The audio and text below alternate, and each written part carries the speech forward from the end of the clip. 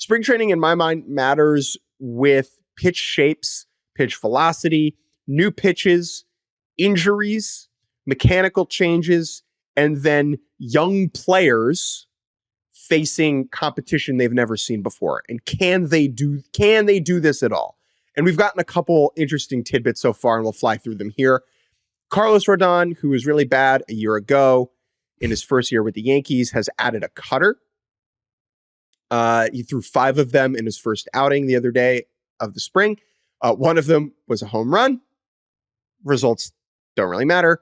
I wrote at Yahoo about whether or not Rodon adding a cutter is going to be helpful. Dug into, Rodon's numbers from last year.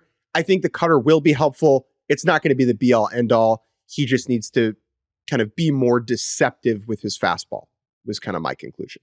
Yeah. And I would just say, again, this is an overarching thing. I totally agree with your assessment of like what we should care about in spring training, because this is why the results don't matter, because the pitchers are explicitly, not only are they building up, they are explicitly working on things. They are not trying to get outs.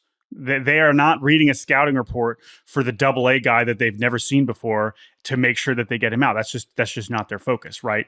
They're trying to see where, but that doesn't mean that we cannot look at their stuff and the kinds of pitches that they're throwing and say, okay, that is different. So that is where we can care. Spencer Strider showing a curveball, a pitch that I don't think he threw at all last year. That is very, very relevant. Could be important. Now, Rodon might scrap the cutter before opening day. Yeah, and this might not matter at all. Plenty of times, right? Guys trying out pitches and then they don't actually use them. But that's in terms of assessing pitchers, I think that is the only way we should really focus on things. Speaking about assessing pitchers, Alek Manoah, who is one of the few pitchers in baseball that had a worse year than Carlos Rodon in 2023. True. He did not look good in his first spring training outing yesterday. I believe he hit 3 batters in the first inning, looked out of sorts. It's very early. We, as a podcast, are rooting for Alek Manoah. This is a pro Alek Manoah forum. Yeah, not an encouraging first outing. I agree, but I believe he led the league in hit by pitches when he was good. So the plunkings by themselves are not concerning for him. Again, it's going to be about the velocity and generally command. So. Jordan, I would say 3 hit by pitches in one inning is concerning. I'm not. Trust me. That was my college career. Was that?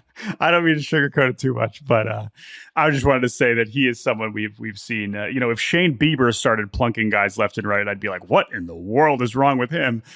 So that's a little bit different. But anyway, no, Manoah's one. Now again, some guys are because him and Rodon are guys who have huge spotlights on them, right? That's the other reality and kind of dumb part and unfair part about spring training is that the best pitchers, when they get rocked, nobody cares, right? Nobody cares whatsoever. They're like, oh, it's fine. He's working on stuff. But if you're Manoah and Rodon, we're watching a lot closer. Some of that's fair and some of that is not.